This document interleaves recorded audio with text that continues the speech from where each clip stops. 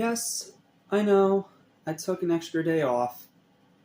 Look, the personal family business in Maryland took a lot of energy out of me. So, because of that, I need an extra day to recharge. And it's going to be the same deal next weekend, but hopefully this time I should be able to get all the reviews out way before then. And I don't have to delay Fortnite NFL again because that one's going to be on Sunday, and I plan to only stay there again until Saturday, just like this past weekend.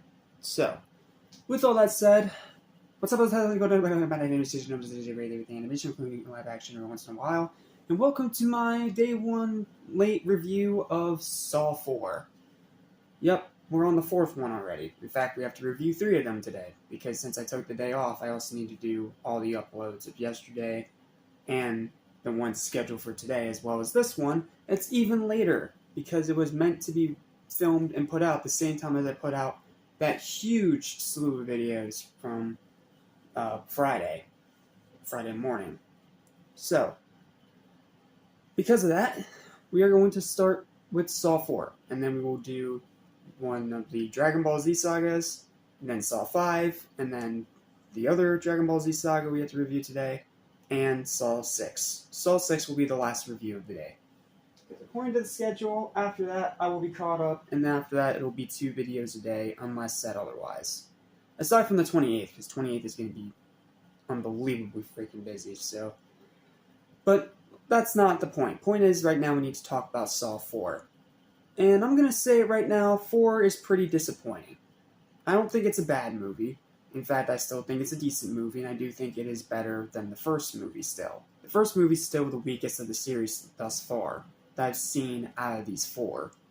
But, coming off the heels of 3 and 2, which were both really solid, very good very solid, consistently good movies, this is a case where, unfortunately, it falls back a little bit and loses itself. Now, it doesn't completely fly off the rails or anything like that. I still think that it is a decent movie, a good movie, but I'm not going to say it's very good. I'm not going to say it's, like, super good or anything like that.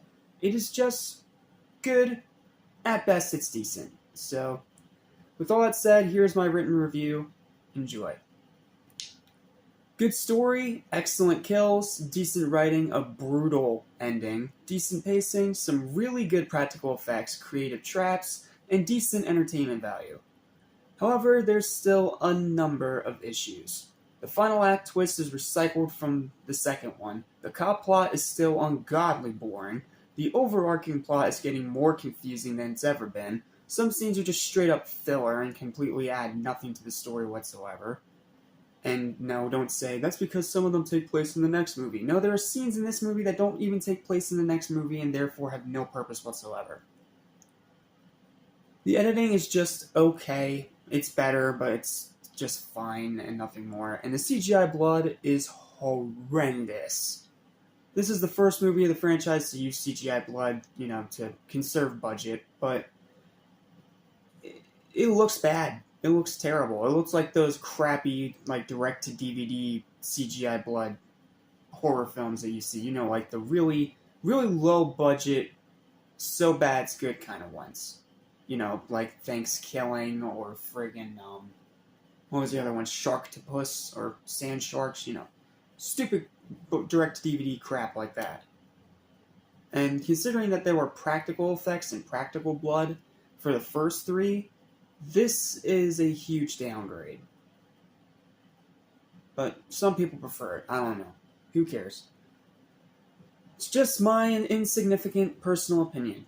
Overall, this is an installment that's just good enough, but an undeniable step backwards from the consistency of 2 and 3. It still has enough good moments to make it worthwhile, but it's not quite as good as the first 2 sequels, and honestly, just barely above being even average. However, I can still recommend it. The reviews when it came out were pretty negative, but me personally, as both a critic and a huge horror movie fanatic, I think it's still a solid enough watch. That's pretty much what I think of this movie. It's solid. It's not great, it's not terrible, it's just solid. It's decent, it's just good enough to warrant a watch if you're watching it in a marathon with the first 3 films. So, when you think of it that way, it's good enough. But on its own, it's probably not all that rewatchable. But in a marathon, I'm not going to just outright skip it. And because of that, I think I'm going to give this one a final verdict of a disappointing, but still pretty solid 6.5 out of 10. 6.5 out of 10. I feel like that is a more than fair score to give it, because it's not as good as the past two films, but it is better than the first one. And that's pretty much it. Thank you guys for watching. Please don't forget to like, share, and subscribe. And I'll see you guys next time when we dive into Dragon Ball Z with the Saiyan Saga.